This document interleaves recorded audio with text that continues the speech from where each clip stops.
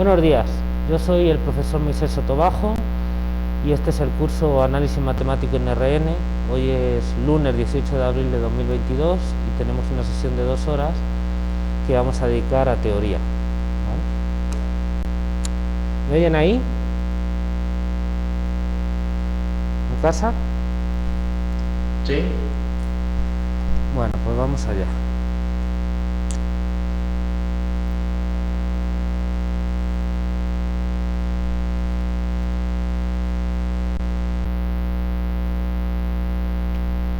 Vale, a ver, vamos a acabar ya con la parte de números reales hoy. Bien, hubiese estado bien acabar antes de Semana Santa, pero bueno, nos quedó nada más colgado un teorema que vamos a ver ahora y ya continuamos, ¿vale? Queda el teorema de Bolzano-Weierstrass, que voy a escribir ahora mismo para recordar y hacemos la demostración.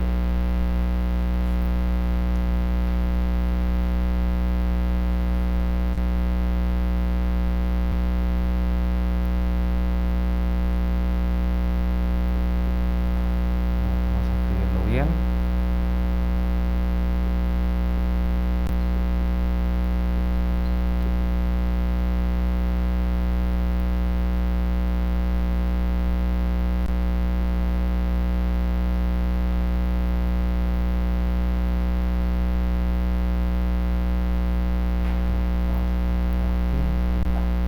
Tenemos una sucesión de números reales que está acotada.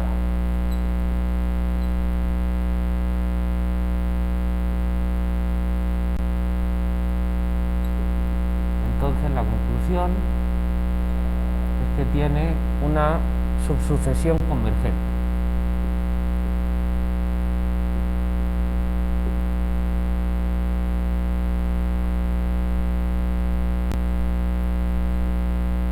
Y vamos a aclarar qué quiere decir específicamente esto. Quiere decir que existen un alfa cero real y una sucesión de índices que vamos a tomarla estrictamente creciente. Ya lo estábamos discutiendo el día anterior.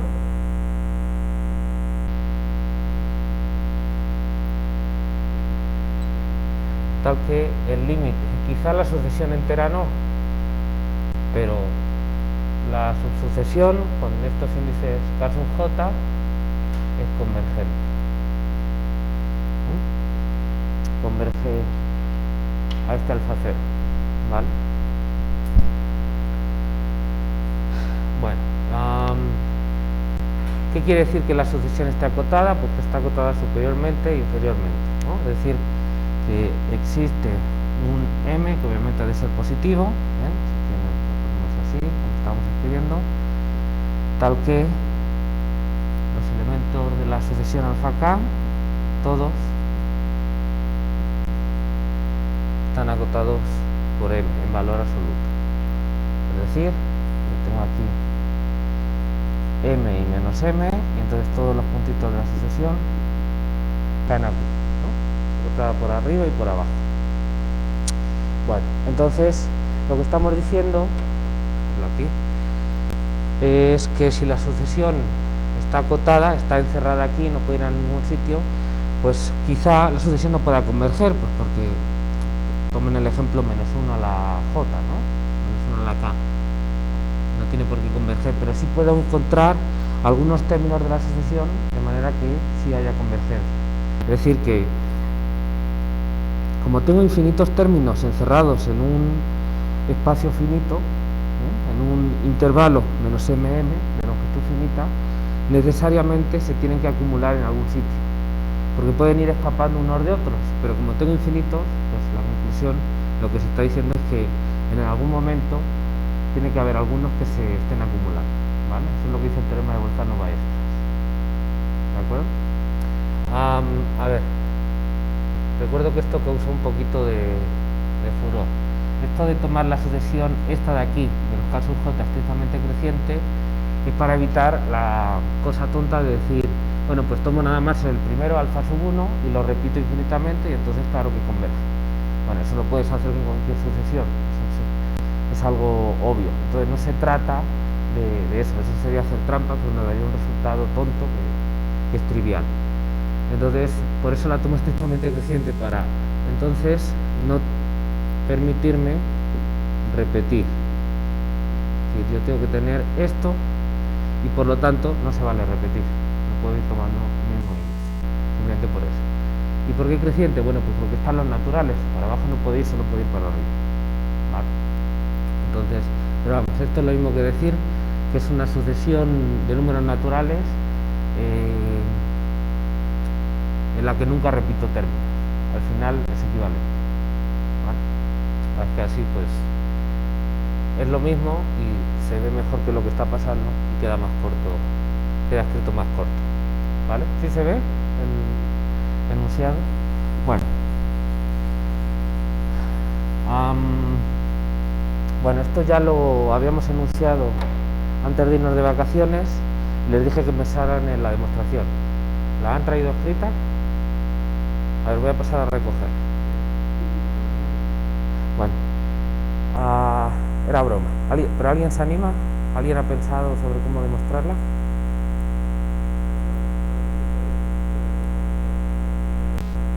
¿Perdón?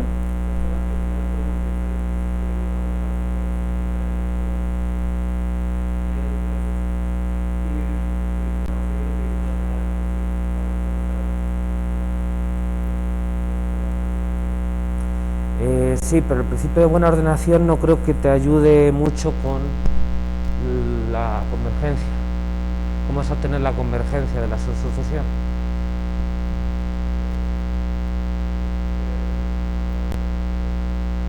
¿Perdón?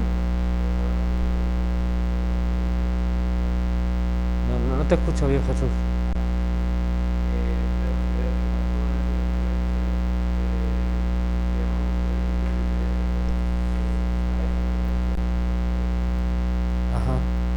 De uno en adelante.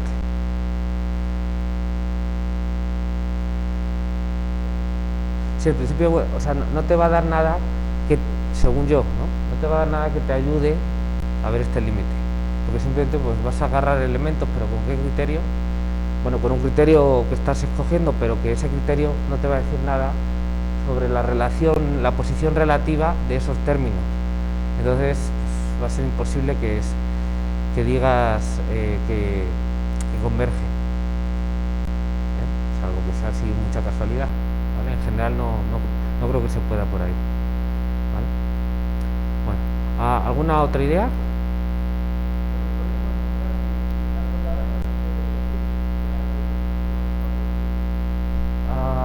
La sucesión entera.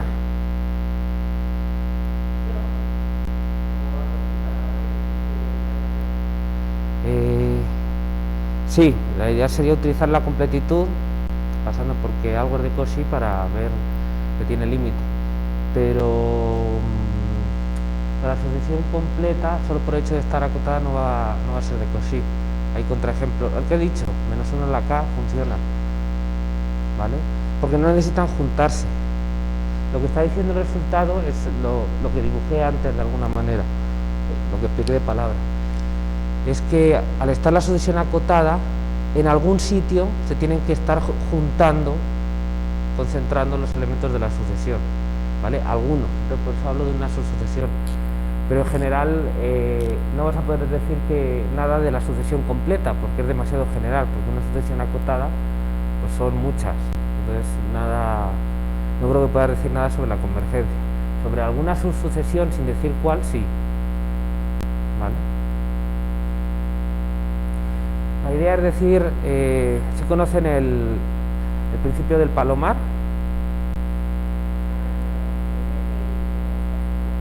Sí, algo así, son cosas de combinatoria y demás. No, dime.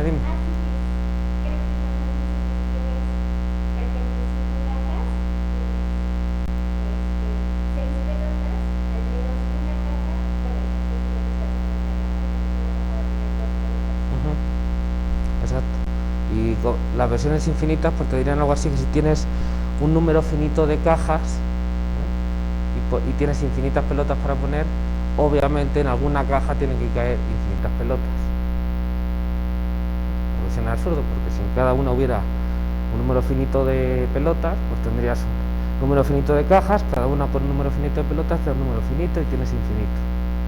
Entonces en alguna caja tiene que haber demasiadas. Si se ve, tiene que haber infinitas. Pues de alguna manera esto es igual, pero con intervalos.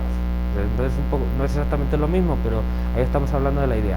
Que como toda la sucesión está en un intervalo menos mm, digamos, pues, y yo tengo que ir colocando ahí infinitos, no puede ocurrir que yo vaya, digamos, como organizándome de manera que no se me concentren en ningún sitio. Eso es imposible. Es lo que me está diciendo el teorema de Bolzano-Weierstrass. ¿Sí se ve? O sea, en algún sitio, si yo pongo toda la banda hacia el horizonte, me voy a encontrar arbitrariamente cerca infinitos términos de la sucesión. No todos, quizá algunos, pero me voy a encontrar infinitos en algún sitio del intervalo. Eso es lo que me está diciendo el teorema de Bolzano-Weierstrass en este alfa 0. Obviamente, si este es el límite de los alfa k sub j y todos estos están entre menos m y m, este alfa 0 está entre menos m y m también, ¿vale? No lo estoy diciendo, pero es fácil demostrar que así es. No se puede salir, no puede pegar un brinco y salirse. Entonces lo que me está diciendo es eso, que en algún sitio, en alguna altura alfa 0, se van a ir concentrando, ¿vale? Entonces, el teorema de Bolzano-Weierstrass de alguna manera es una especie de principio del palomar, pero continuo, visto así, ¿vale? Si uno quiere. Todo esto es propaganda nada más, pero bueno, a lo mejor les ayuda a entender algo, ¿vale? ¿Sí se ve? Bueno, perdón. Vamos con la prueba, ¿bien? Ya ni me acuerdo cómo iba esto, pero no importa porque ahora lo vamos a ver. De hecho, de alguna manera creo que lo que vamos a hacer es algo así, no querría mentir, una especie de principio del palomar, pero agarrando intervalos en lugar de cajitas, ¿no? Digamos, nuestras cajitas van a ser intervalos, entonces en alguna vamos a poder ir encontrando infinitos términos de la sucesión alfa sub k, y no sé cuáles, pero infinitos, que es lo que nos importa, ¿no? Y los tamaños de las cajas se van a ir haciendo cada vez más pequeños, es decir, el tamaño de los intervalos. ¿A qué les suena eso? ¿Perdón? Al teorema de los intervalos encajados. ¿Sí se ve? Vale.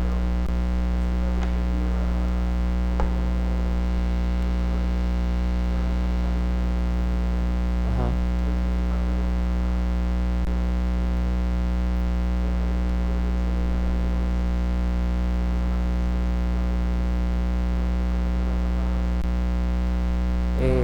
No, cuidado, esta no es estrictamente creciente. La que estoy diciendo que es creciente es esta. Cuidado. O sea, a la sucesión solo le pido que esté acotada, nada más. Acotada. Claro, obviamente si la sucesión no está acotada, claro que eso no se puede, porque agárrate una sucesión que vaya infinito así derechita, no la vas a poder hacer converger a un número. Ninguna sucesión, porque todas van a ir a infinito. O sea, obviamente ese resultado es falso si la sucesión no está acotada. Entonces, pero lo mínimo que le estamos pidiendo que es que sea acotada, nada más con eso ya tenemos el resultado. ¿Sí se ve? Bueno, no sé si te interrumpí.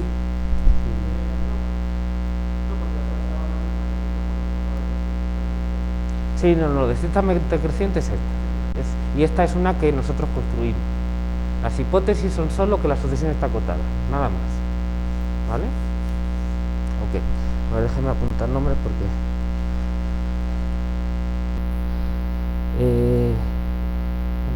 Karina, ¿verdad? Tú primero contestaste. Y tú eras José Alberto, ¿verdad? También. Y Jesús.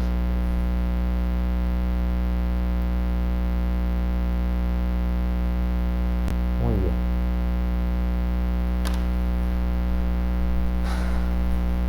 Bueno, vamos a escribir ya.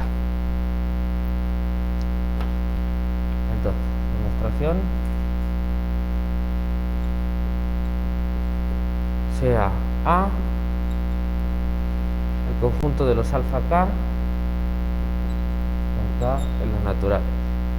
Y esto pues obviamente es un subconjunto de R. ¿Alguien sabría decirme cuál es la diferencia entre este conjunto A y la sucesión alfa?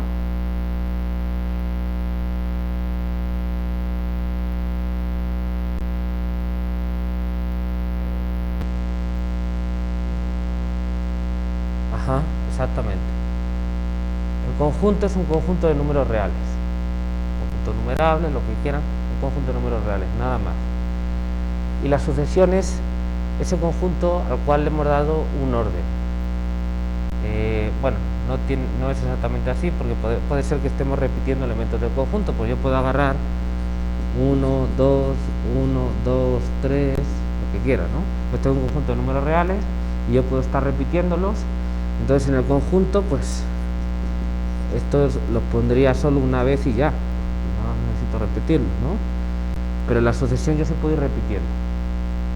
Lo que estoy diciendo, lo importante es que la sucesión es una aplicación que va de los naturales a este conjunto A que está dentro de los reales.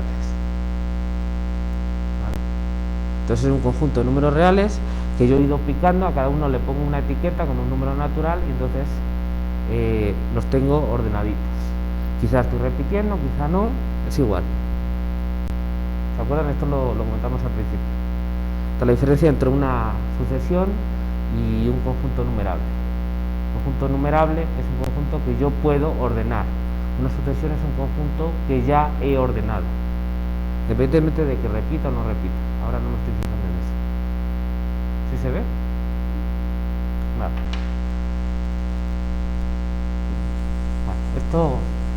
Esos comentarios ya están hechos en la primera sección del curso. Jesús, ¿no? Muchas gracias.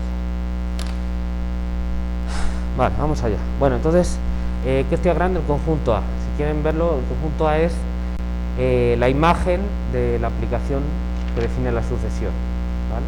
Que son todos los valores, repita o no repita, todos aquí metidos. Entonces, ¿qué quiere decir que la sucesión está acotada? Pues que este conjunto A está acotado. Es exactamente lo mismo. Si quieren, hasta por definición. Entonces, como A está acotado, por hipótesis, existen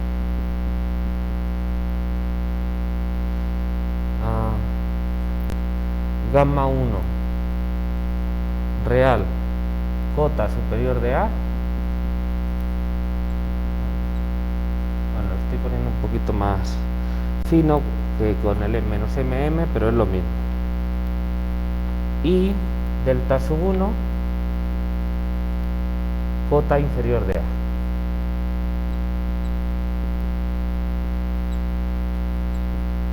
¿Vale? Es decir, que yo tengo para todos los elementos de la sucesión que delta sub 1 es menor o igual que alfa k menor o igual que gamma sub 1. ¿Vale? Tengo eso. Si quieren, aquí lo ponemos en paréntesis, que es lo que estamos diciendo. Lo borraría, pero Karina se va a enojar conmigo. De hecho aquí lo tengo escrito. Pues así lo dejo. Entonces, obviamente se tiene esto de aquí. Perfecto. Ya está. Bueno, vamos a empezar a escribir los intervalos. Entonces el primero va a ser el definido por estos números.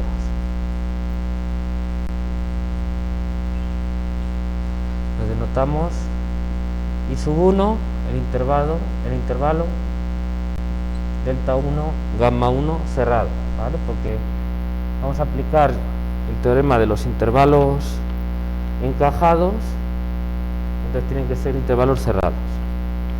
Y R sub 1 por la longitud de este intervalo, que es gamma 1 menos delta 1, que es positivo, ¿vale? De hecho es no negativo, no pueden ser iguales.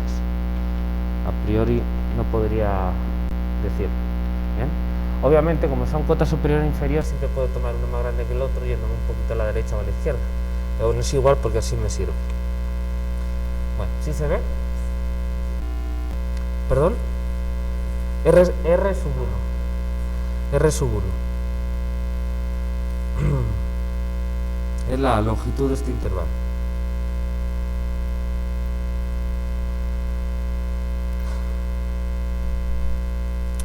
Bueno, vamos a construir unas sucesiones que son los extremos de los intervalos. Entonces, construimos unas sucesiones gamma sub k, que son los límites superiores, y delta sub k, que son los límites inferiores, de números reales, y lo hacemos recursivamente.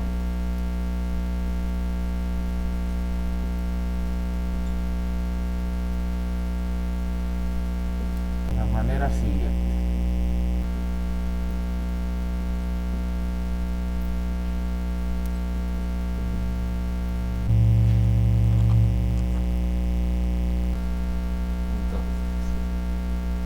Dado k número natural, tal que, entonces es el paso inductivo, ¿no?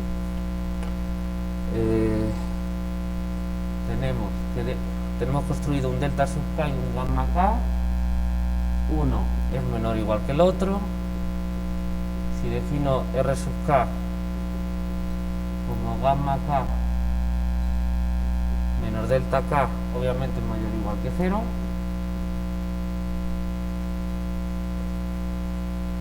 Y el intervalo I sub k, que es delta k gamma k, que cumple lo siguiente. Entonces, aquí es donde hay que poner más atención. El cardinal de A, intersección con este intervalo I sub k, es infinito.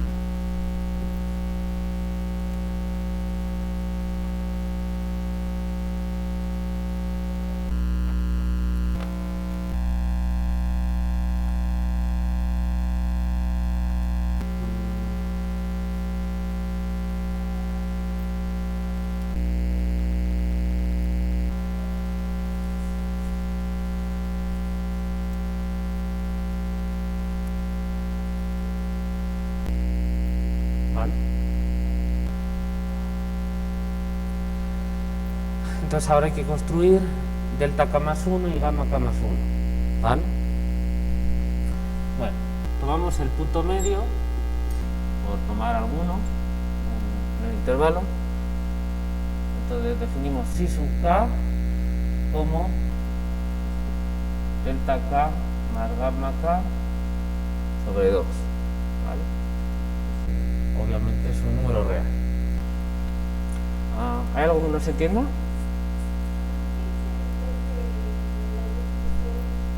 Esto, recursivamente. Bueno, sí está bien escrito, pero pequeño.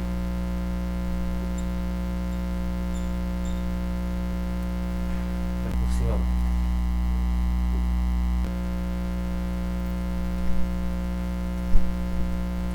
¿Algo más?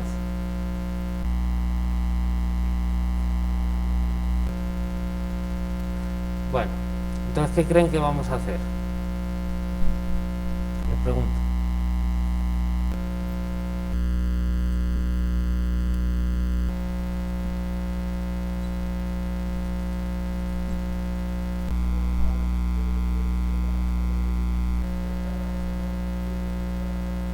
Ajá.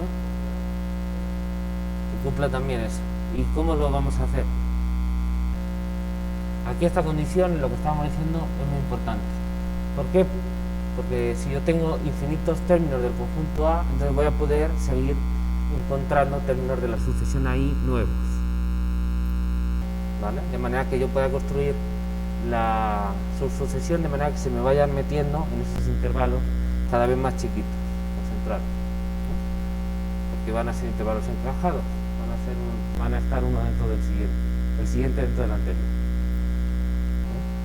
Entonces, ¿qué hago? Pues agarro un punto en medio, por ejemplo el punto en medio, pero da igual, cualquiera en medio me serviría. Y entonces voy a tomar este o este. Y aquí se ve el principio del palomar, ¿no?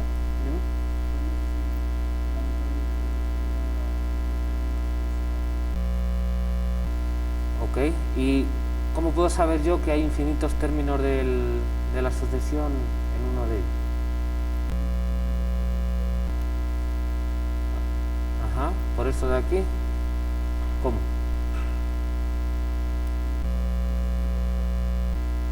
Ajá. ¿Cómo sería por casos?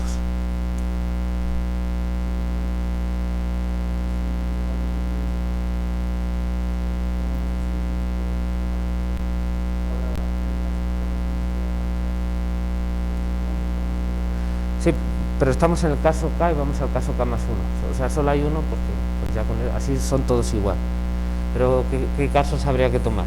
Tengo dos opciones de intervalo, ¿no? O sea, yo podría tomar como I sub K más 1 este o este. Bueno, puedo hacerlo de muchas maneras, pero como vamos a hacerlo es así. Entonces, ¿cómo puedo asegurar que en alguno de estos dos, que será el que yo tome, hay infinitos términos?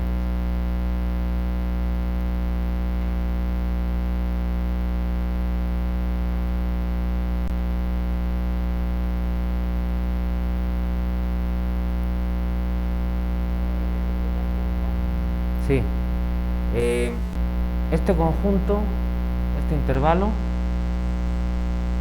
es I sub K. Y ahora voy a tomar I sub K más 1 según lo que pase, como este intervalo o este intervalo. Esa es mi idea.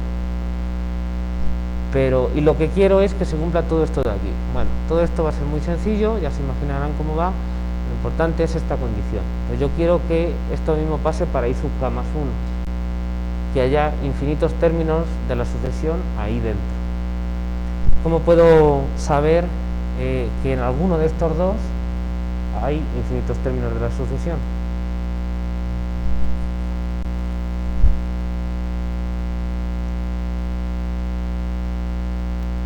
Es el principio del palomar. El principio del palomar. Si yo tengo dos cajitas, aquí dos intervalos, que en la unión de las dos hay infinitos términos, pues no puede ser que haya un número finito de términos en esta y en esta, las dos al mismo tiempo, porque entonces habría un número finito en el total.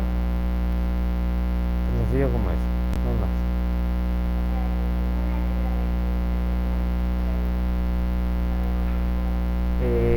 No importa, ahí hago dos casos. O sea, lo que yo voy a decir es que en alguna de las dos, quizás las dos, en alguna de las dos hay infinitos términos. Esa es la que tomo. ¿Sí se ve? O sea, a priori no puedo decir nada porque la sucesión es una general. No puedo. Lo que estoy diciendo es que en alguna de ellas necesariamente tiene que haber infinitos términos y esa es la que voy a tomar, como la siguiente. ¿Sí se ve? Vale, muy bien.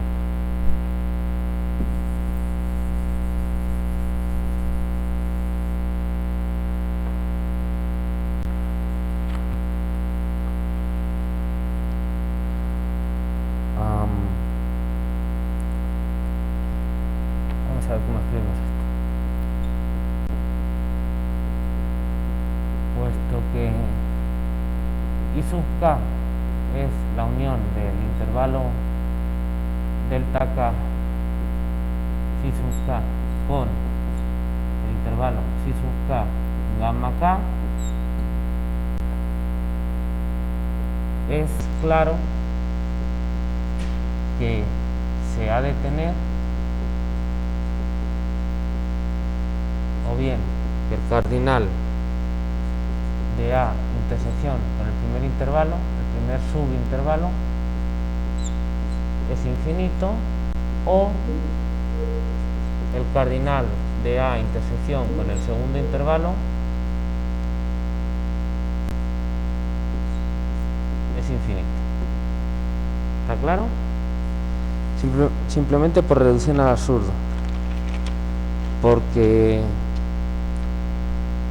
Si los dos fueran finitos, entonces esto sería unión de dos intervalos finitos, sería finito también. Estamos diciendo que no. ¿Vale? Obviamente, en el primer caso, para i sub 1, se tiene, ¿no? Si quieren podemos poner aquí, notamos que, para que quede claro que esto arranca bien, A intersección i sub 1 es igual a porque están metidos todos, ¿vale?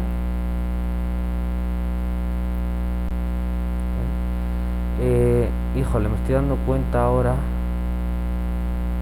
de, a lo mejor eso les estaba confundiendo, que el conjunto A no tiene por qué ser infinito, son los índices del conjunto los que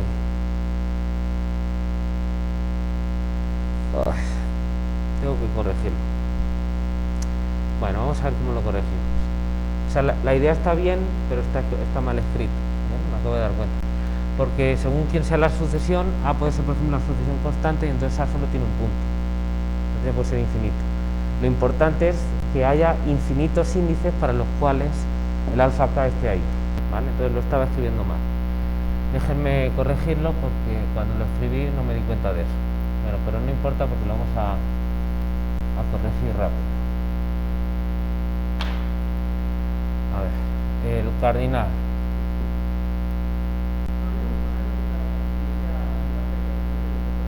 ¿Perdón?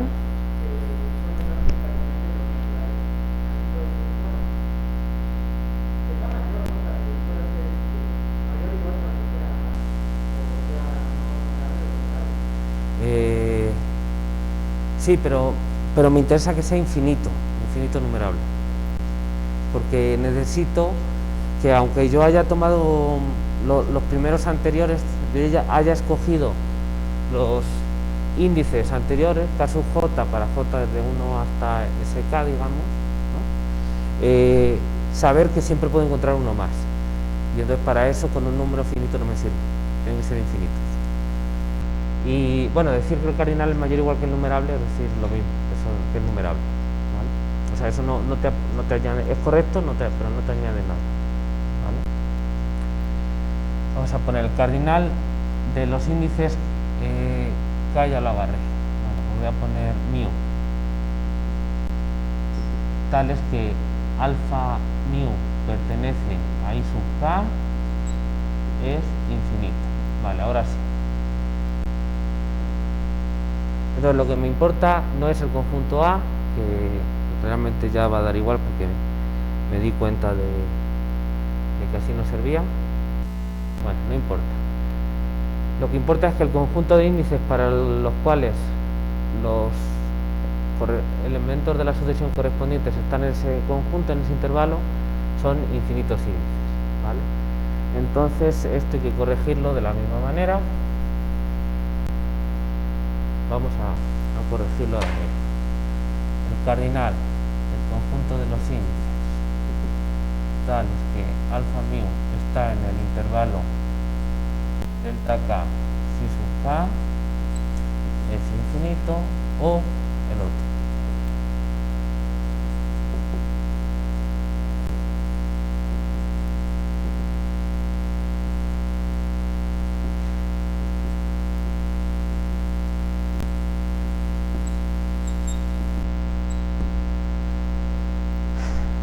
Vale,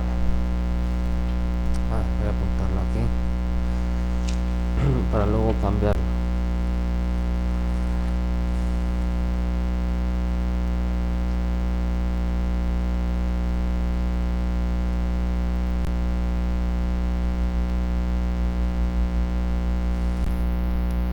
Bueno, luego ok, vamos a continuar. Entonces se tiene esta cosa o esta cosa, ¿no? Entonces según vamos a actuar.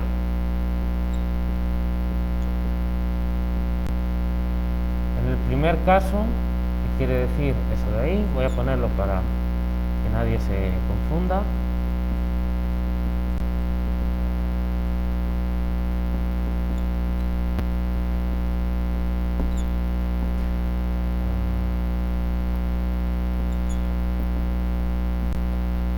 Si pasa eso, definimos el nuevo intervalo pues, como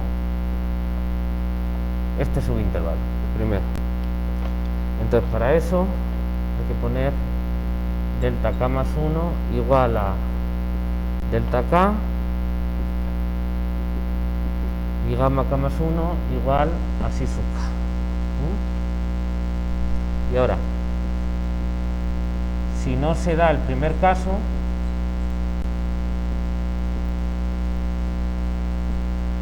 ¿qué quiere decir? Que el cardinal de este conjunto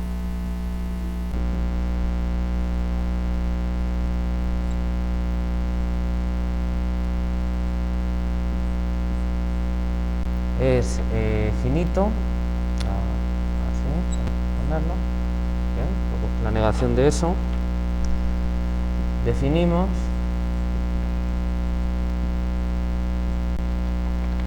delta k más 1 igual a psi sub k y gamma k más 1 igual a gamma sub k, ¿vale? Entonces vamos a ver si esto lo entendemos bien, que es la parte clave.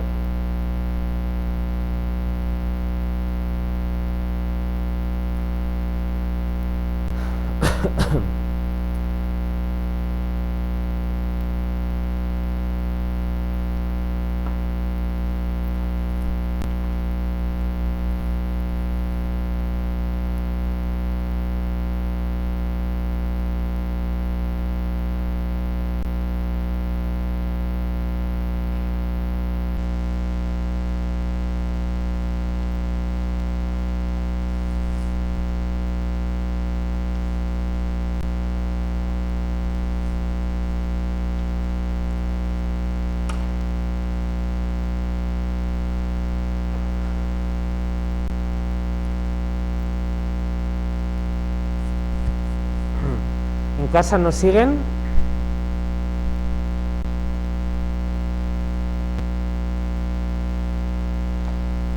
¿Hay alguna pregunta?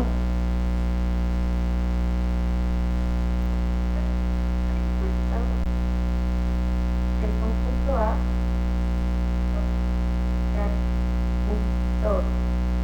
el caso Vito es cuando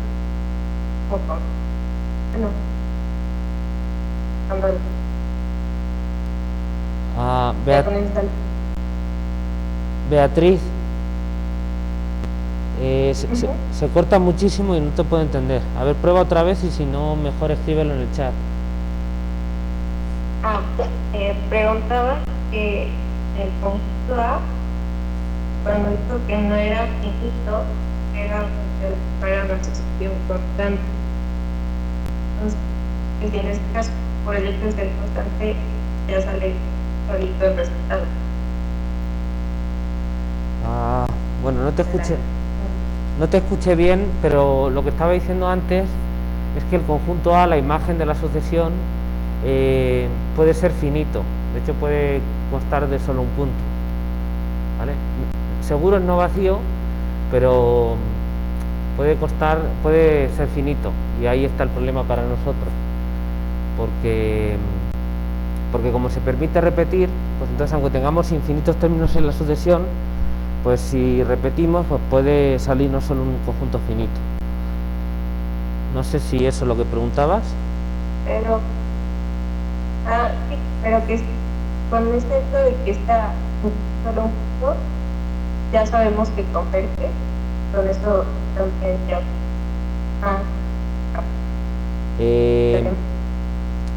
Bueno, en eso tienes razón. Si el conjunto A fuese finito, entonces necesariamente estamos repitiendo infinitas veces un elemento del conjunto A, y entonces sí obtendríamos una sucesión convergente directamente de ahí. ¿Es eso lo que decías? Sí. Perfecto, muy bien. Pues sí, en ese caso se podría tratar así. ¿vale? Muy bien, Beatriz, te apunto un punto. Muchas gracias. No sé si se ve lo que comentaba la compañera. A lo mejor no lo escucharon. Si el conjunto A fuese finito, la imagen de la sucesión, como yo tengo infinitos términos de la sucesión porque tengo uno para cada K, entonces si esto es finito quiere decir que estoy repitiendo y repitiendo mucho, ¿vale? Entonces en ese caso, si A es finito, seguro que hay algún elemento aquí de A que se toma infinitas veces, porque si no me saldría infinito. Y entonces eso quiere decir que hay un número para el cual el alfa K para infinitos valores de K siempre es el mismo. Estoy repitiendo ese valor infinitas veces. Entonces de ahí saco la subsucesión convergente. Pues claro, si tomo esa subsucesión es constante, así que claro que es convergente, porque es constante. Es lo que estaba diciendo la compañera, ¿vale? Entonces se podría tratar ese caso y entonces podríamos suponer sin pérdida de la generalidad que A es infinito, ¿vale? Y tratarlo así, entonces pues a lo mejor tal y como lo estaba escribiendo pues serviría, ¿eh? Pero bueno, tal y como lo estoy poniendo ahora, lo que importa es eso. Creo que no va a cambiar nada de la prueba, entonces nos va a salir igual, solo es cambiar estas escrituras, ¿vale? Bueno, entonces lo que estábamos diciendo es que yo tengo el intervalo I sub K, lo subdivido en dos subintervalos, y entonces, puesto que hay infinitos índices en el I sub K, esto de aquí, y el I sub K es unión de estos dos, entonces tiene que haber necesariamente infinitos índices tales que los elementos de la sucesión correspondientes caen en uno o en otro, es decir, se tiene esto o se tiene esto. Hasta ahí estábamos de acuerdo, ¿no? Entonces ahora lo que digo es, bueno, si se diera la primera condición, entonces el subintervalo de la izquierda tiene infinitos elementos de la sucesión, considerando repeticiones, ¿no? Es decir, hay infinitos índices para los cuales los elementos de la sucesión están en ese subintervalo. En ese caso, ese me sirve como I sub K más 1, entonces lo que voy a hacer es definir delta K más 1 como delta K y gamma K más 1 como psi sub K, de manera que el siguiente sea el subintervalo de la izquierda. ¿Bien? Ahora voy a hacer la anotación, nada más estoy tomándolo así, porque todo lo demás me va a servir para los dos casos al mismo tiempo, entonces lo escribo después y ahora en lugar de escribirlo dos veces lo escribo una vez. Ahora, podría decir, bueno, y entonces si se da este caso, tomo esto de aquí, que es el de la derecha. ¿Por qué no lo hago así? Porque esto es una disyunción inclusiva, es decir, puede ocurrir que se den estas dos cosas al mismo tiempo. ¿Por qué no? Que hay infinitos en el de la izquierda y en el de la derecha, no hay ningún problema con eso. Más a mi favor, da igual, porque entonces yo puedo agarrar cualquiera de los dos, pero tengo que agarrar uno. Entonces para hacer la prueba que no haya ambigüedades, digo, bueno, si se da esto puedo agarrar el primero, y si no se da esto no puedo agarrar el primero, pero en ese caso, por esto de aquí, si no se cumple esto, se tiene que cumplir esto. Entonces, en cualquier caso me sirve el segundo. Habrá algunos casos en los que me servirían los dos, en esos estoy tomando el primero, ¿vale? Me da igual, ¿de acuerdo? Para la prueba me da igual. Entonces en el segundo pues hago estas selecciones de manera que estoy agarrando como I sub K más 1 el subintervalo de la derecha. ¿Sí se ve?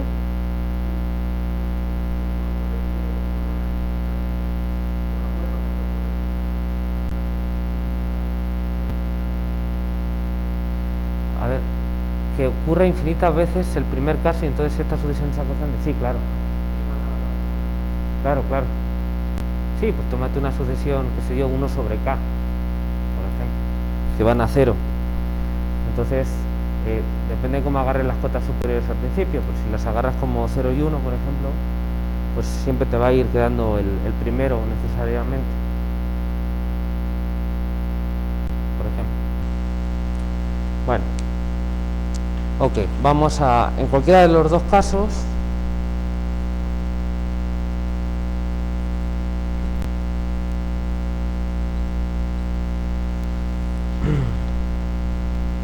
se tiene, si definimos R sub K más 1 como gamma K más 1 menos delta K más 1, pues este número es mayor o igual que 0,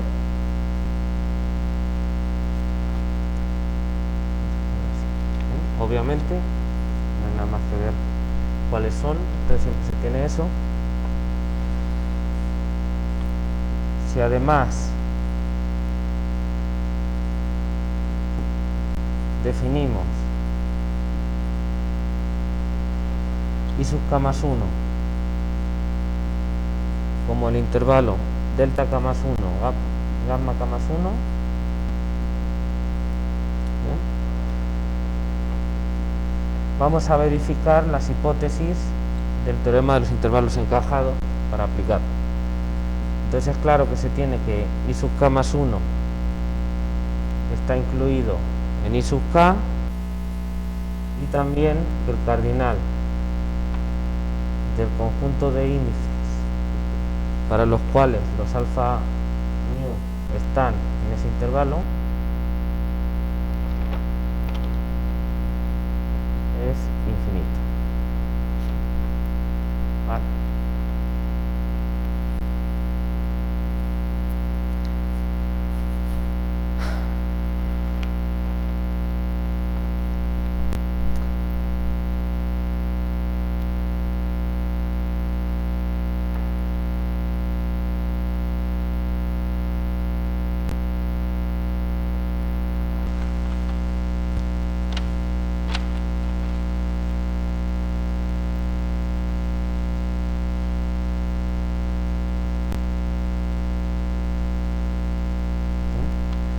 Bueno, última comprobación.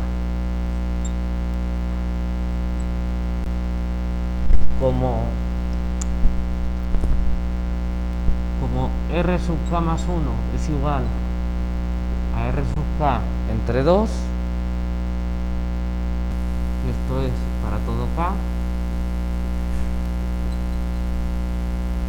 pues obviamente tienden a 0.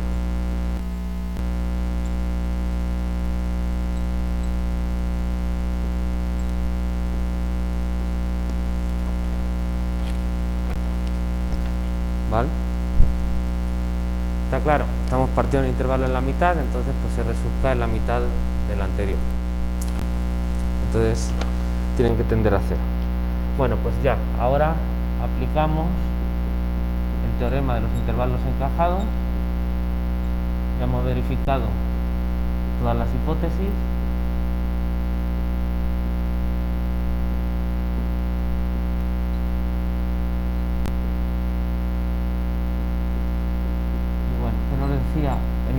El teorema, varias cosas. Primero, que existe un alfa cero real, que es el que estamos diciendo ahí en el enunciado, tal que el conjunto formado por él nada más es la intersección de todos estos intervalos. ¿Vale? Eso nos dice el teorema, si recuerdan. Está muy lejos en su memoria probablemente, pero en algún sitio estará.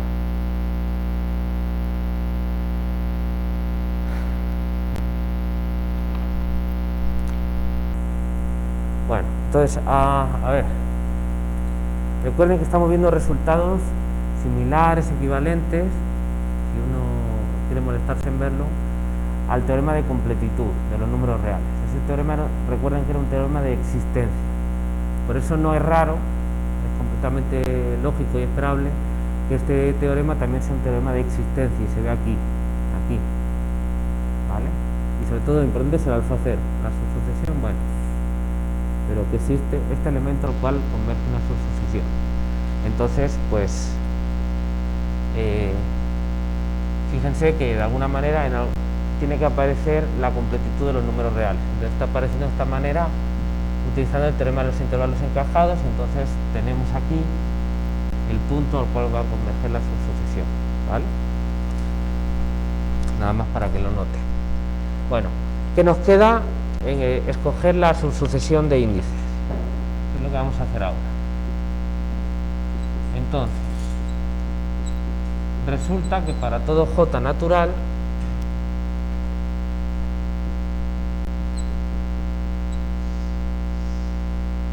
puesto que el cardinal en los índices que están en ese I sub J es infinito,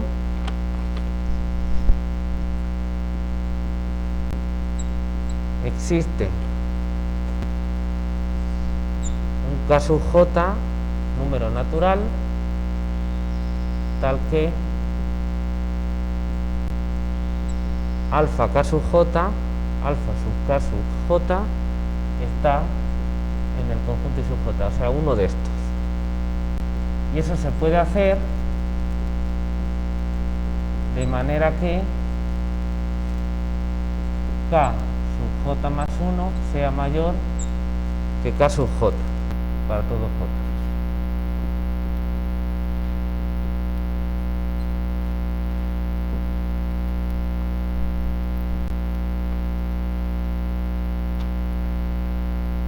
¿Eso por qué es? Les pregunto.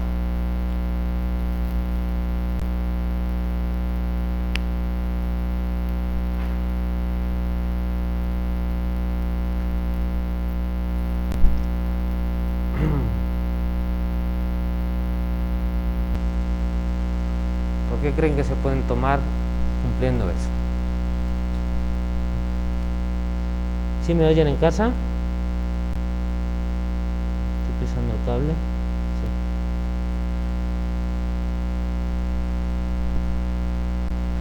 A ver, ¿por qué podemos tomarlo así?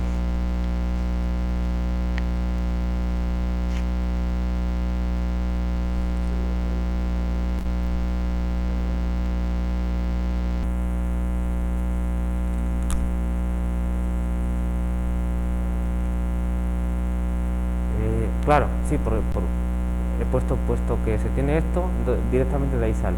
Pero ¿cómo es el razonamiento para ver que efectivamente yo puedo hacerlo así? Estoy de acuerdo con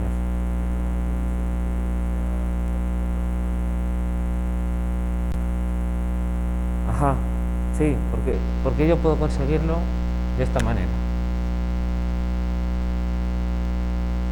Pudiera ocurrir que todos los que yo tengo aquí fuesen menores o iguales que K sub J.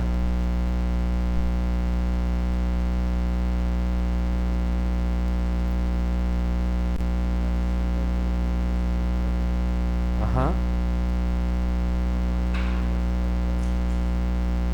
Claro, fíjense. A ver, yo tengo esta condición para K sub 1, para J igual a 1. Como tengo esto de aquí, pues agarro K sub 1 en este conjunto, es decir, que se cumpla esto de aquí, tal que alfa K sub 1 está en I sub 1, ya está.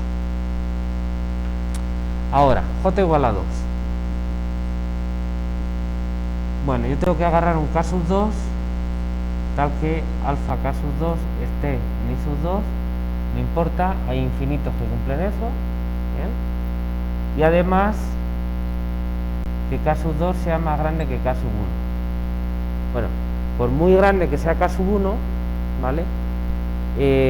Como los números desde 1 hasta K sub 1 son finitos, no puede ser que todos los que cumplan esto de aquí, que estén en I sub 2, sean menores o iguales que K sub 1, porque son finitos.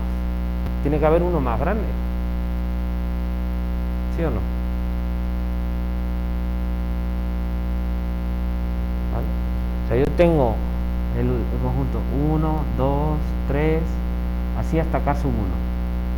No puede ser que todos los que tengo aquí, con J igual a 2, cumpliendo esto, ¿no?, estén aquí, porque son un número finito, y yo tengo infinitos. Así que tiene que haber alguno más ahí fuera, de hecho infinito. Pero solo uno, bueno, pues ese mismo es el que agarro. El que sea, me da igual el que sea que cumpla eso, más pequeño. Y lo mismo para J igual a 3. Solamente tengo que tomar un K sub 3, de manera que alfa K sub 3 esté en I sub 3 y K sub 3 sea más grande que K sub 2. Y por lo tanto también va a ser más grande que K sub 1. Pues claro, si es que todos estos son un número finito. Vuelvo a repetir lo mismo. No tengo infinitos, no puede ser que todos los que me cumplen esto estén aquí dentro. Tiene que haber alguno ahí fuera. Entonces ese es el que tomo como K sub 3. ¿vale? Por eso era importante esta condición, tener infinitos, porque yo no sé nada, nunca voy a saber nada sobre los K sub j, salvo que pues, estoy tomando un número finito, y entonces la manera de asegurarme de que siempre puedo encontrar otro es saber que tengo infinitos, ¿sabes? ¿Sí se ve? ¿Ok? Vale, muy bien. Bueno, ya vamos a terminar. Entonces, de esta manera escojo la sucesión de los K sub j. El alfa 0 ya lo tenía, ya tengo todo. Y obviamente es estrictamente creciente porque estoy diciendo que tengo esto de aquí. Que me queda ver el límite, pero pues eso es obvio. Entonces, límite de los alfa K sub j es igual a alfa 0 cuando j no k, cuando j tiene infinito.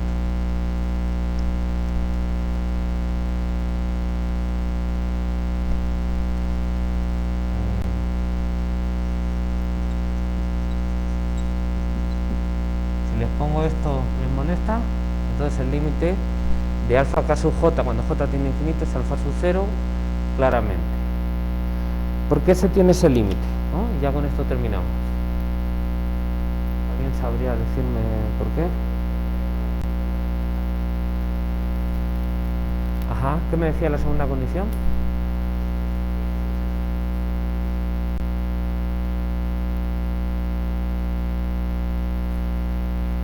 A ver, te ayudo. Que para cualquier sucesión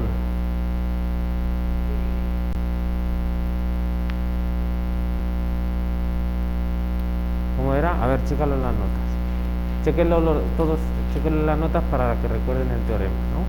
Ya hemos utilizado la primera parte, que es nada más la existencia del alfa 0, y ya, no hemos dicho nada más.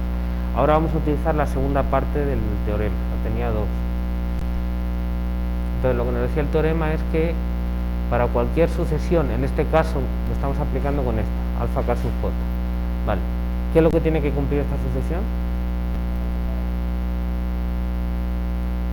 Que alfa k sub j pertenezca a I sub j, aquí lo tengo.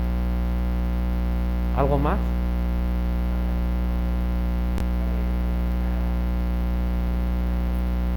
En este caso para todo j. ¿Y la conclusión cuál es? Esta. ¿Vale? Entonces estamos aplicando directamente el teorema de los intervalos encajados. Directamente. Por eso me molesté de escribirlo así, porque luego para este tipo de casos iba a ser útil. ¿Vale? Entonces, si quieren claramente puede ser un poco confuso, vamos a ponerlo aquí para que quede ese punto completamente claro. Por la segunda parte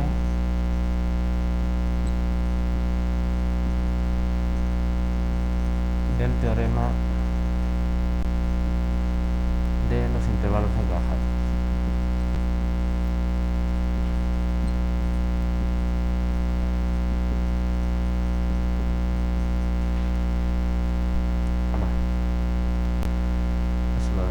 Ya no lo borro, esto sí lo voy a escribir.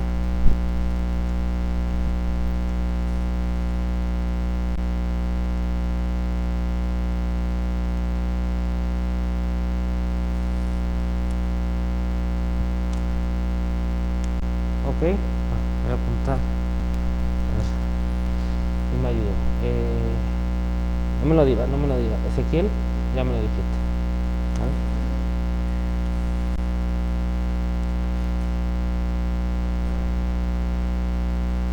Pero está bien porque iba a decir Saúl o algo así, o sea que iba a meter la pata. ¿Tú eres? ¿Perdón? Ok. ¿Y tú eras entonces? Henry. Ah, no, nosotros no nos conocemos todavía, más o menos. Ok. Ah, Jonathan. Ah, a lo mejor por Jonathan sí, perdón. ¿Y tú eras? Oscar, tampoco nos conocemos mucho. Ok. Y tú, Silvio, también te apunto. Vale.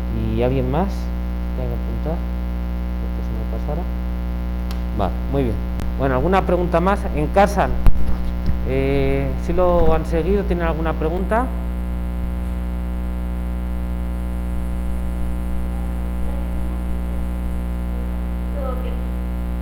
Ok, gracias. Eso es un tal que.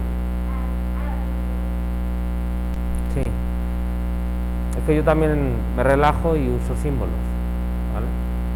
Lo que trato es de no usarlo mucho, porque si yo ya de por sí me relajo, pues ustedes se van a relajar 10 veces más. Entonces trato de escribir las cosas con cuidado.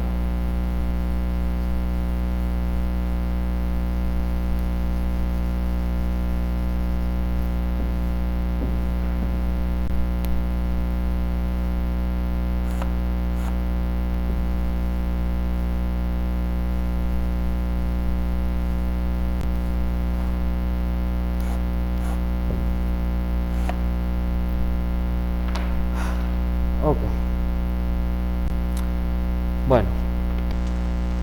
Bueno, ahí le van los últimos 2 ejercicios ya de la sección. Y ya con esto cerramos, ¿vale?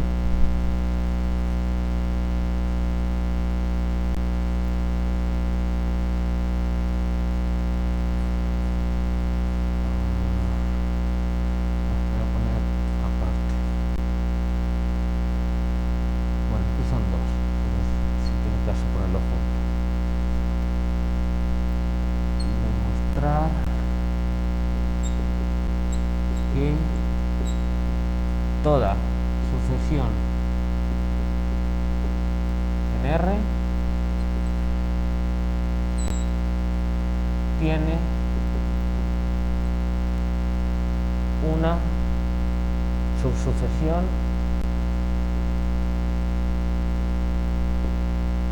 monótona.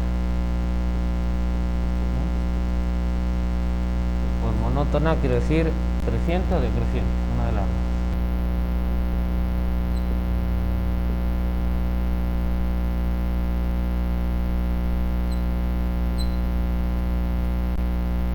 Y la segunda parte es demostrar el teorema de Bolzano-Weierstrass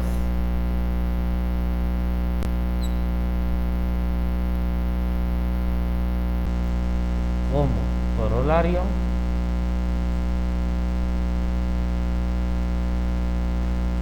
del teorema de la convergencia monótona.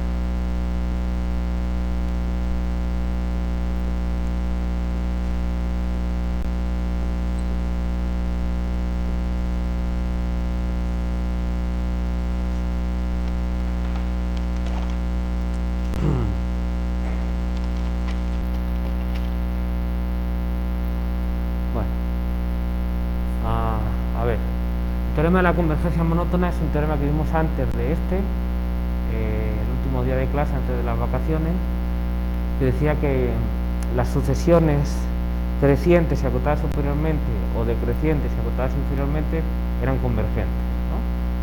Entonces, el ejercicio de lo que va es de demostrar este teorema, el de Bolzano-Weierstrass, por otro camino. Entonces, ¿cuál es el camino? Pues como corolario del teorema de la convergencia monótona. Entonces, lo que hay que hacer es antes una observación, que hay que demostrarla, que no es tan sencillo, pero tampoco tan complicado, que es ver que cualquier sucesión de números reales tiene una subsucesión monótona, o bien creciente o bien decreciente. Es decir, da igual cómo sea la sucesión, yo siempre puedo arreglármelas para encontrar algunos términos que van siempre hacia arriba y si no, hacia abajo. Uno de los dos casos, ¿vale? Si lo piensan un ratito, verán que ese resultado es cierto, y para demostrarlo con cuidado pues ya tienen que darle una pensada más, ¿bien? Para hacerlo con rigor, con cuidado, pero vamos, no es la prueba así tan complicada. Entonces, una vez que tienes eso, pues si tienes una sucesión acotada, sacas una subsucesión monótona. Como está acotada, pues está acotada superiormente e inferiormente, entonces te sirven las dos. Entonces, según si esta sea creciente o decreciente, puedes aplicar el teorema de la convergencia monótona y obtienes el teorema Bolzano-Weierstrass. O sea, la segunda parte ya es acabar de escribirlo y ya está, no tiene nada. La primera parte es la que requiere un poquito de chamba. ¿Sí se ve? ¿Vale? Ok, muy bien. Bueno, con esto ya cerramos la parte de los números reales.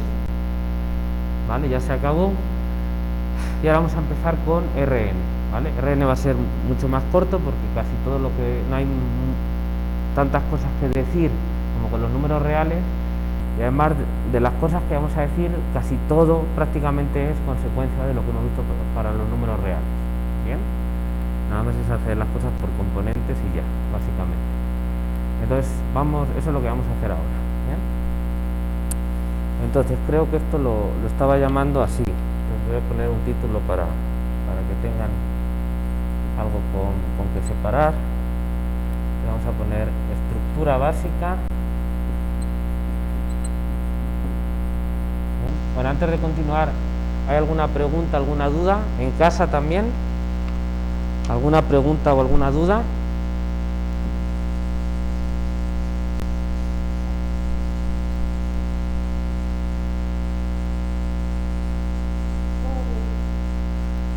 Ok. Bueno. Pues entonces cerramos una página y abrimos otra.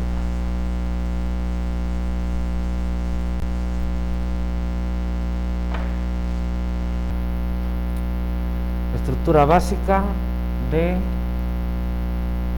los espacios euclídeos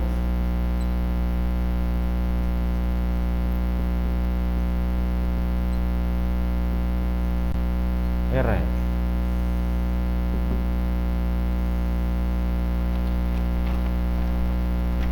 ¿Ok?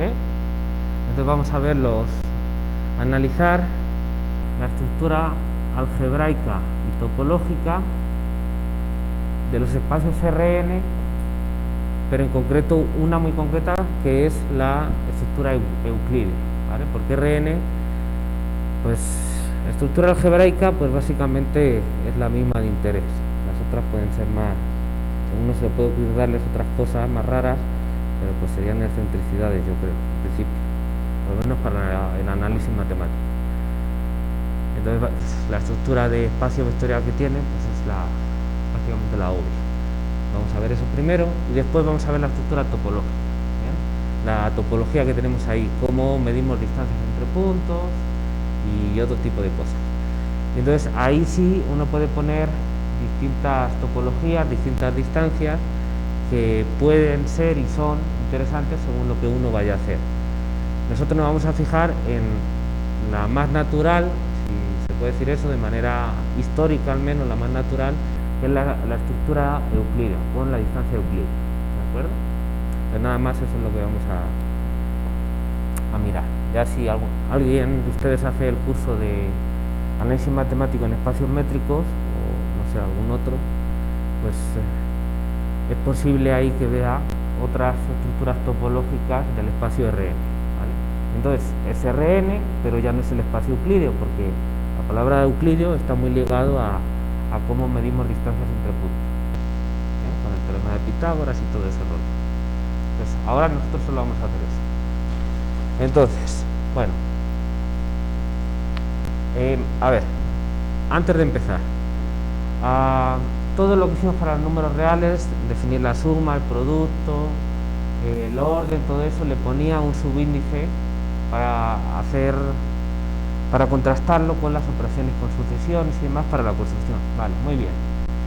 Ya todo eso está terminado, ya hemos visto todos los detalles, entonces a partir de ahora voy a poner sumas, productos y órdenes como toda la vida. ¿Bien? Porque ya no tiene caso, ya para lo que lo quería hacer, ya lo terminé, entonces ahí quedó. Entonces ahora no me voy a seguir complicando la vida con esa notación. Entonces, a partir de ahora voy a poner la notación como siempre. Quiere decir exactamente lo mismo que antes, pero ya no me complico con esa notación. ¿Queda claro para todos? ¿Vale? Entonces, cuando estoy hablando de números reales me refiero a las operaciones que vimos antes. ¿Bien? Aunque las denote de otra manera. Bueno, pues lo primero es fijar la dimensión del espacio, que es un número natural. ¿Bien? Obviamente si n es igual a 1, pues nada más tenemos r. Entonces el chiste es cuando n es por lo menos 2. Pero bueno, casi todas las cosas que voy a decir valen también para 1. Consideramos, para estudiar aquí ahora, en esta sección, el conjunto, que he puesto espacio, le voy a poner el conjunto de NU+ de números reales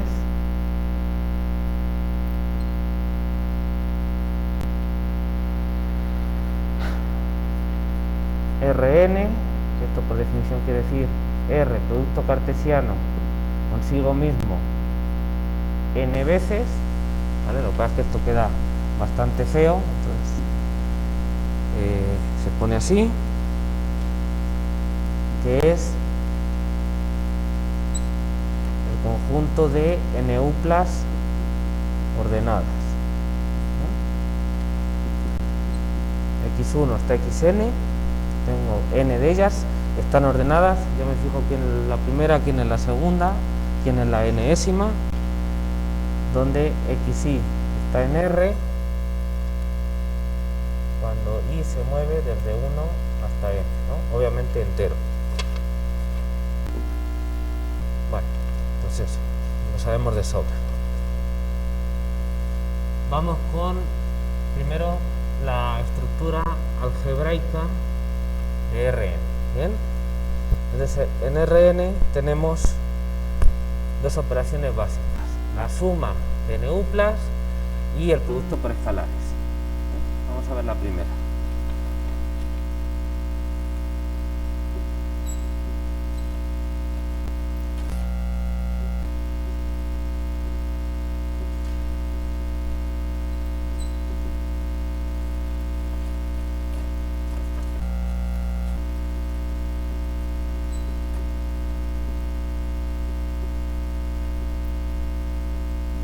Definimos una operación de suma de NU+. ¿Por qué suma de NU+? Pues es el nombre que tiene, nada más. De la manera siguiente.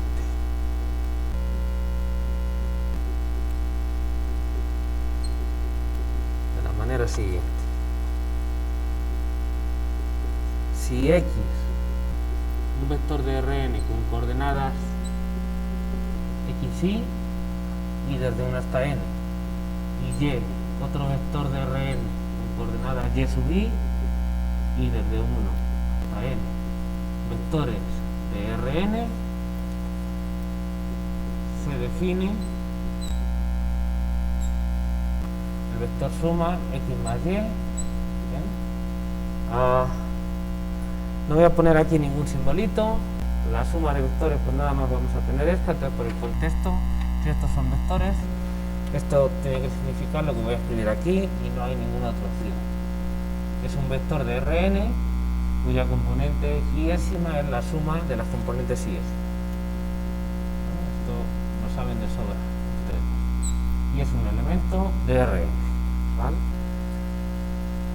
Así que bueno, ya saben, esto me define, si uno lo quiere escribir así,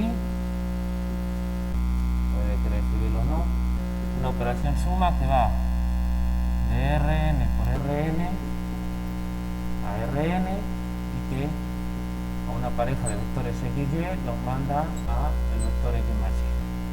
Si quieren escribirlo así como aplicación, pues se vale. ¿Ok? ¿Sí se entiende lo que estoy poniendo? Bueno, propiedades. Las ponemos como una proposición.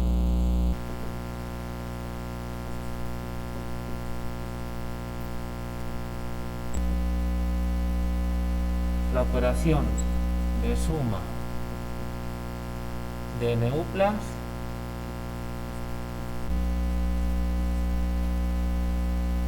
tiene las propiedades siguientes.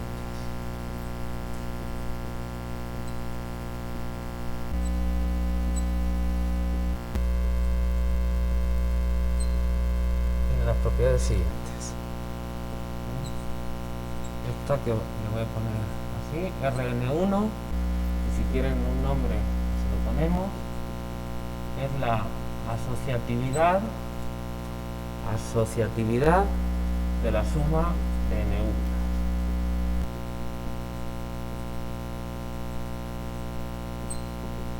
¿Qué propiedades? Pues ya saben. Para todo X, Y, Z en Rn se tiene X más Y y luego más Z es igual a hacer Y más Z y luego hacer X más el resultado de Y más Z, ¿no? Lo digo así porque todavía no he dicho la propiedad conmutativa, ahora la vamos a decir.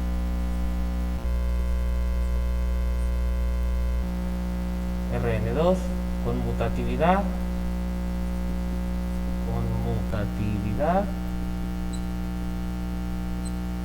de la suma de NU.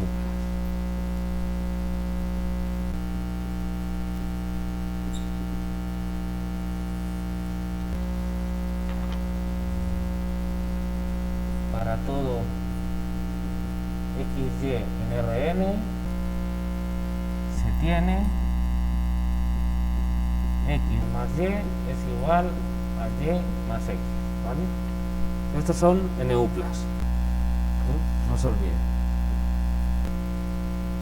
Rn3 es la propiedad de elemento neutro o existencia de elemento neutro de la suma de NU+.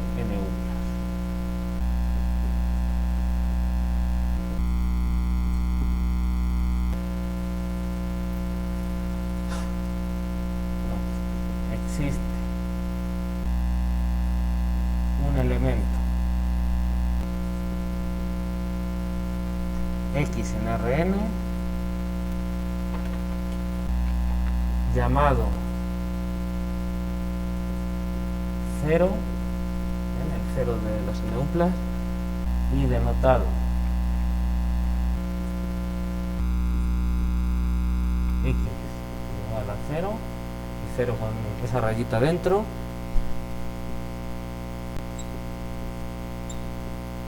tal que Y más X es igual a X más Y igual a Y para todo Y.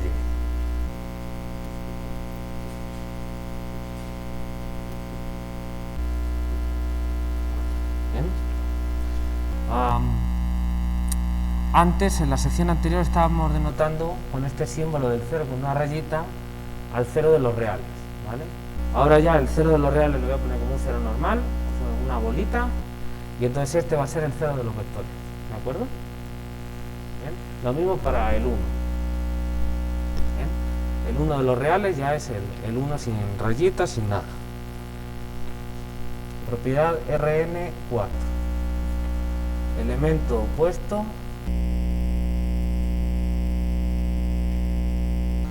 Elemento opuesto de la suma de NU+.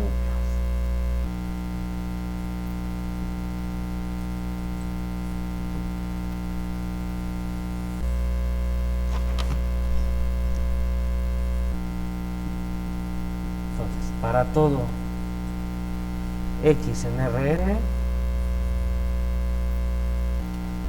existe Y en Rn llamado el elemento Y llamado opuesto de X, llamado opuesto de X, y denotado Y igual a menos X, así lo vamos a escribir, tal que X más Y es igual a Y más X igual a 0, donde este 0 es el que existe por la propiedad número 3, ¿vale? Bueno, les dejo que copien.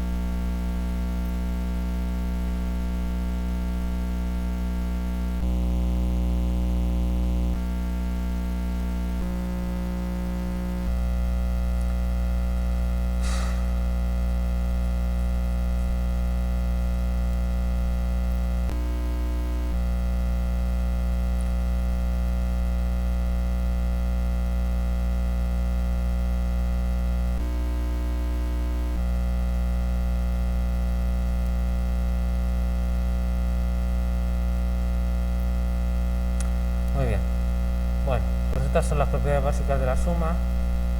Si se fijarán, son las mismas propiedades que tenía la suma de racionales y la suma de números reales. Las mismas. Ahora estamos hablando de neuplas, pero una vez escritas de manera abstracta, las propiedades son exactamente las mismas, ¿no? Con los mismos nombres y todo, porque estamos haciendo lo mismo. La asociatividad, entonces, nos permite no tener que estar escribiendo paréntesis todo el tiempo, así que uno vive mucho mejor. La conmutatividad también, porque permite cambiar el orden y esa es una propiedad muy importante. El neutro, que es el cero, bien, y el opuesto. Ya está. No creo que merezca la pena comentar más. A ver, ejercicio, sencillito, pero que es bueno que se cercioren de que entienden todos los detalles de ese ejercicio. Escribir bien la demostración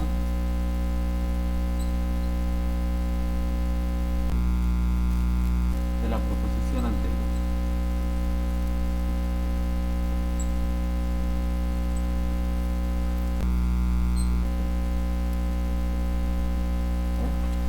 Entonces, esta es una proposición, no la voy a demostrar, se lo dejo a ustedes como ejercicio, ¿vale? No hay ningún detalle, yo creo que merezca mucho la pena. Lo que sí, avisarles o comentarles que para establecer estas propiedades para neuplas, lo que van a tener que hacer todo el tiempo en ese ejercicio es utilizar las propiedades análogas de la suma para números reales, asociatividad de la suma para números reales, etc. Entonces lo que va a pasar es que van a aplicar esas propiedades componente a componente. Entonces lo que quiero que hagan con ese ejercicio, que es trivial, ese ejercicio, es nada más cerciorarse de que entienden cómo se están aplicando las propiedades de los números reales para poder obtener componente a componente las propiedades de las neuplas. Ya está, ese es mi objetivo, ¿de acuerdo? Si tienen eso claro, pues, objetivo cumplido. Bueno, ejercicio en casa, ¿todo bien? ¿Tienen alguna pregunta?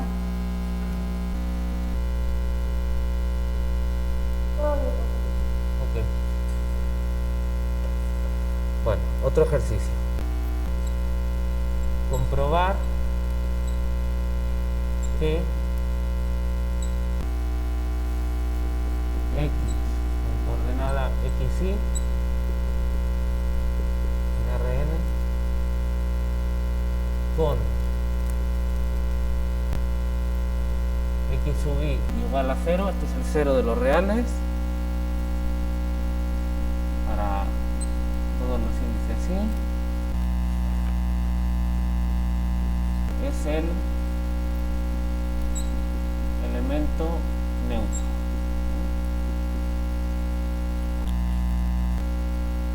De la suma, ¿no? Es decir, este que estoy poniendo aquí es el 0 que estoy poniendo en la propiedad 3. Otra cosa. ¿Bien? Dicho, es posible que esto lo utilicen en el anterior, pero bueno. Comprobar que dado x y coordenadas xy,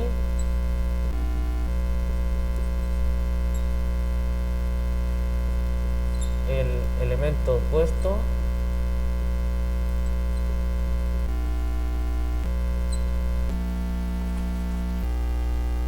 y, vamos a hacer así, coordenada y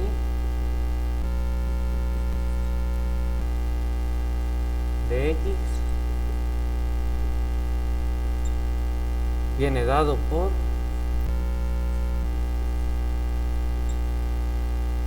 sorpresa, ¿no? Y sub i igual a menos x sub i.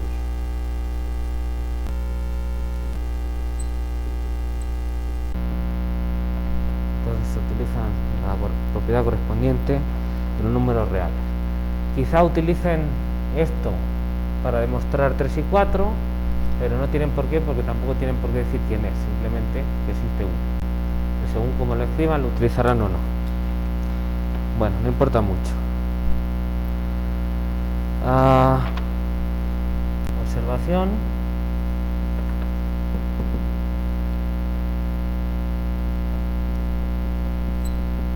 Con estas propiedades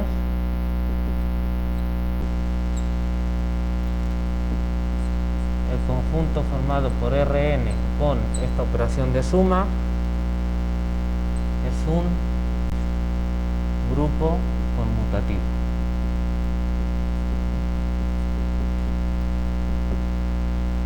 Quiere decir, pues nada, esta proposición de aquí, nada más.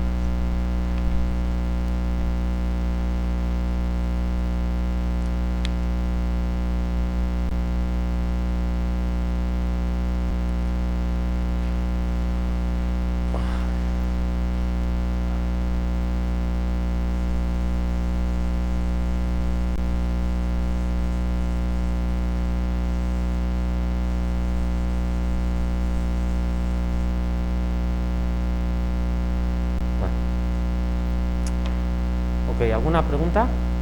¿Está aquí?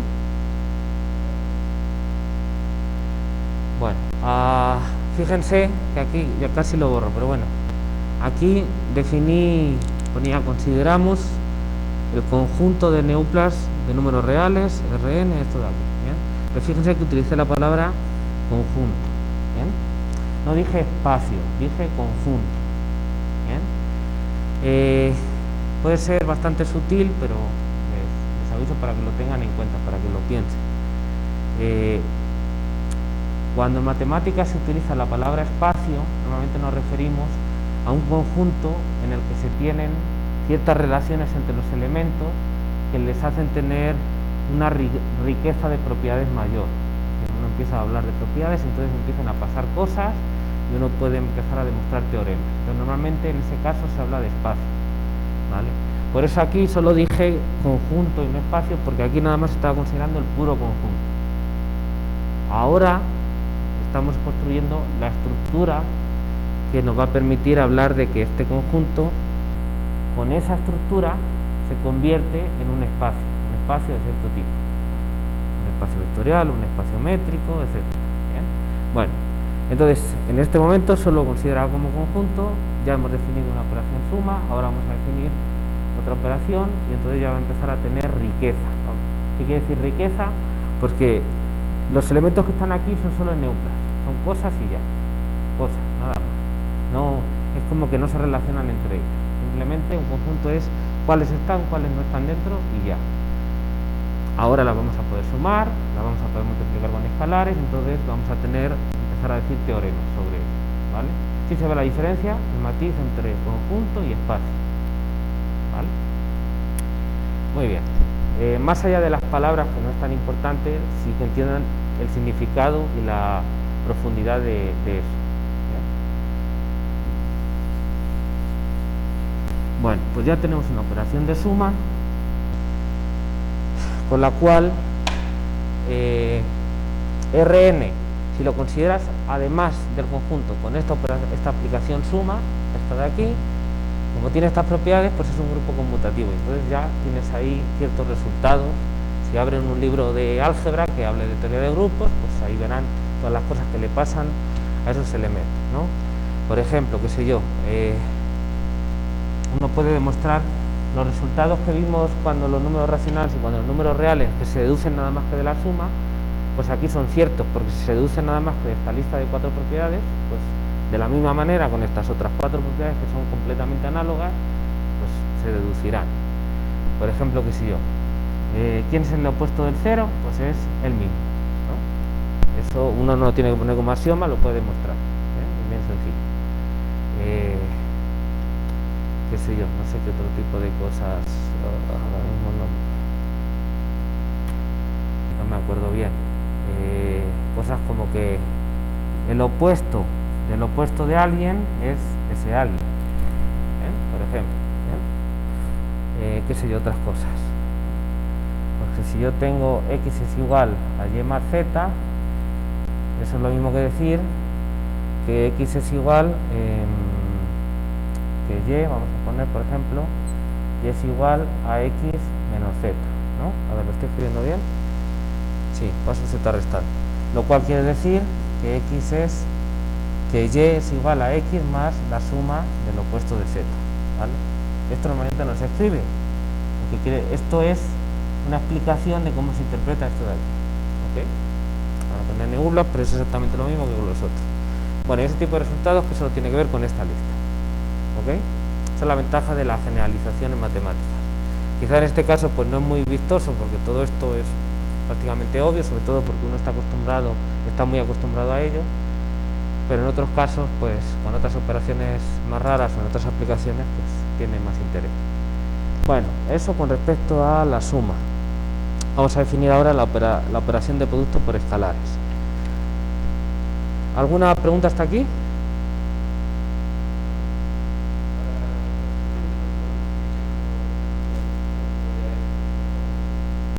¿Perdón?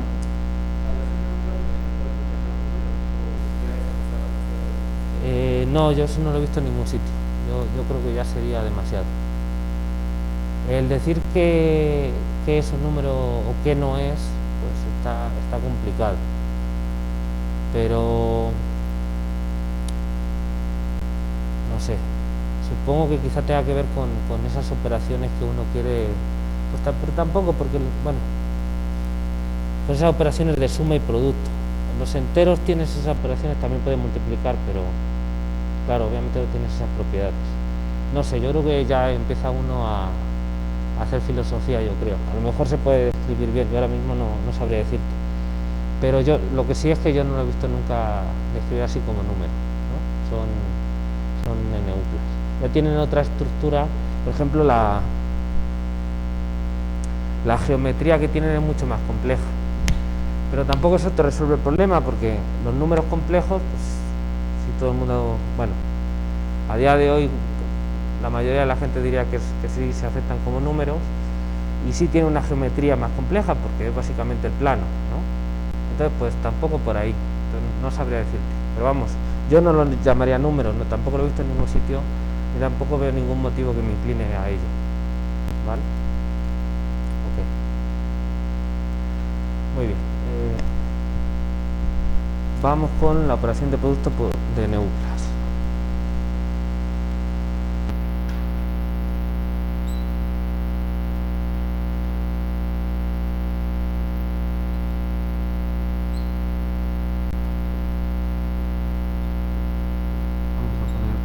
Por escalares, producto por escalares. Entonces también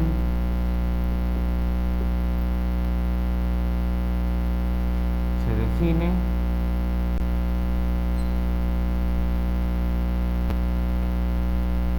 una operación externa,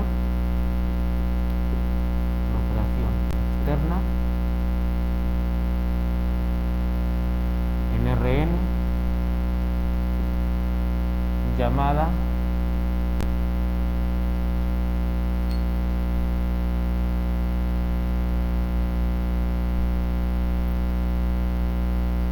producto de neuplas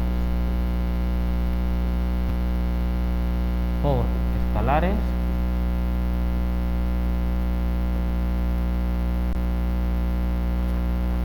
de la manera siguiente.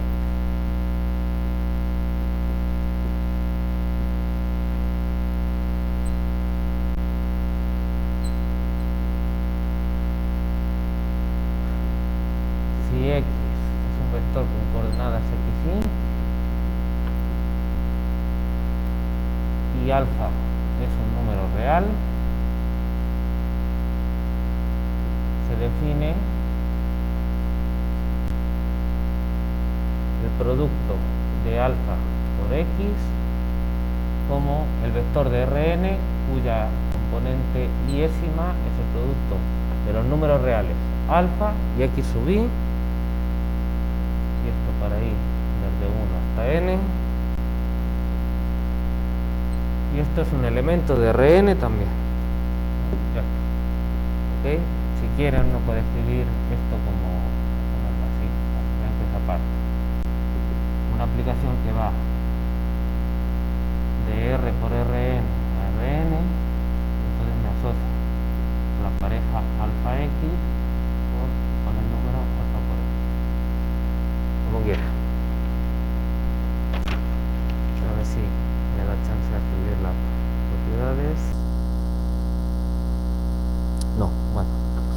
mejor las escribo el miércoles y les comento algo y ya terminamos, para no quedarme a medias.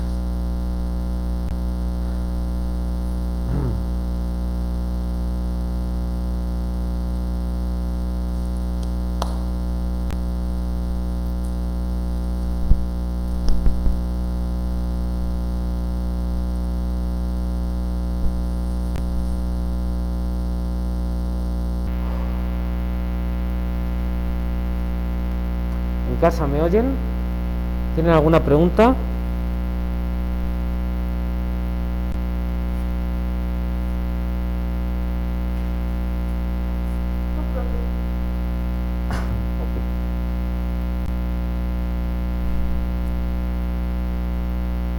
Bueno, pues eso define la operación de producto por escalares. ¿Por qué digo operación externa? Porque involucra otra cosa que no sean vectores de Rn, o neuplas de Rn, perdón, que son escalares. Yo estoy mezclando cosas distintas y me las arreglo para que se me vuelva a dar una neupla, ¿vale? Entonces es una operación interna, porque agarro dos cosas del mismo tipo, que están en mi conjunto de neuplas, y me da otra. Por eso ya hablo de operación, ¿bien? Y aquí pues no es así, entonces hablo de operación externa, nada más que por eso. Lo llamo producto porque, bueno, estoy utilizando de alguna manera, porque aquí se ve que estoy utilizando el producto de números reales, entonces pues lo llamo producto, ¿vale? Ok, bueno, yo creo que la definición se entiende. Les pondría ejemplos, pero creo que sería ofenderles, ¿no? Entonces yo me imagino que está claro, ¿no? Ahora vamos a hacer una proposición análoga a esta, pero eso ya lo voy a escribir el miércoles para no andar con prisas, que me va a dar las propiedades básicas de ese producto por escalares, y básicamente lo que hacen esas operaciones es hablar de cómo se combinan la operación de suma de neuplas que ya hemos visto aquí, que ya tenemos, con las operaciones que tenemos básicas de los números reales, que son suma y producto. ¿Bien? Entonces, ¿cómo se combina la suma de neuplas? Me va a dar una propiedad. Y cómo se combina la suma de números reales y el producto de números reales con esta operación, eso me va a dar otras dos propiedades. Y la otra es una normalización, que simplemente lo que me diría es, bueno, con esas propiedades que tú has puesto, tú podrías definir muchos productos, que sería nada más aquí poner cualquier número real, ¿bien? Quizá cualquier número positivo, no sé, no voy a pensar ahora.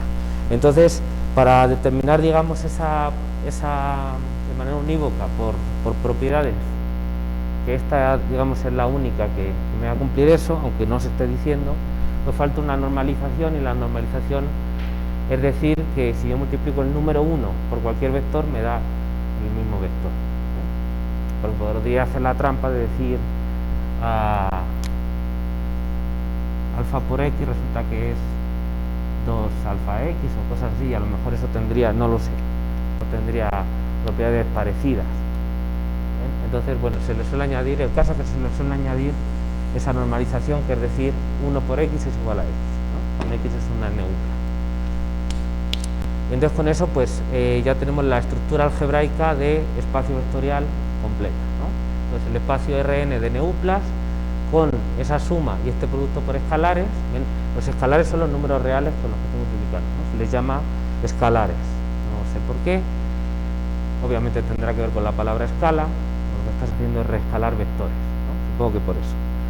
Y entonces pues con esas dos operaciones Rn tiene la estructura algebraica de espacio vectorial, y entonces ya a partir de ese momento, si se fijan, yo he tenido cuidado, aunque alguna vez se me escapa, pero he tenido cuidado de hablar siempre de neuplas, ¿eh? A partir de ese momento tiene sentido, o está justificado, hablar de las neuplas como vectores, ¿eh? Pero cuando uno está pequeñito y se lo enseñan en la escuela, pues lo de neuplas suena como a palabrota, entonces uno dice en vector, que por lo menos me parece que suena mejor. Entonces uno dice, pues sí, vectores de R2 y luego vectores de R3, como si fuera una cosa nueva. Bien, luego cuando uno ya es más mayor y llega a la facultad de ciencias, o la facultad de físico-matemáticas, lo que sea, le explican lo que son los espacios vectoriales, ¿eh? Porque los vectorcitos de varios números pues no son los únicos vectores que son interesantes. Ese tipo de objetos tienen cosas en común que tienen más que ver con ese tipo de operaciones, con esta estructura, con estas propiedades básicas. Entonces pues ya uno habla de vectores. Bueno, pero el caso es que estos son ejemplos concretos, de hecho son los ejemplos de vectores, ¿no? Los paradigmáticos o prototípicos, y entonces pues ya nos referimos a ellos como vectores. Bueno, pues vamos a terminar de escribir eso el miércoles y ya continuamos. Bueno, ¿alguna pregunta? Ok, les recuerdo, ya les voy a subir, a ver si esta noche termino de acabar eso y les pongo la hoja de ejercicios y la vamos a revisar el lunes. Entonces vamos a empezar a revisarla el lunes, la hoja 3, ¿vale?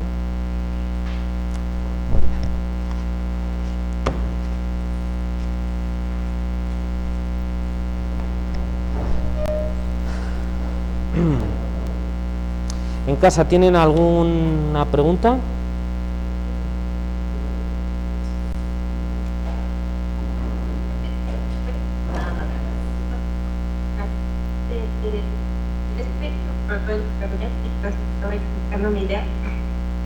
Ya no supe que me preguntó.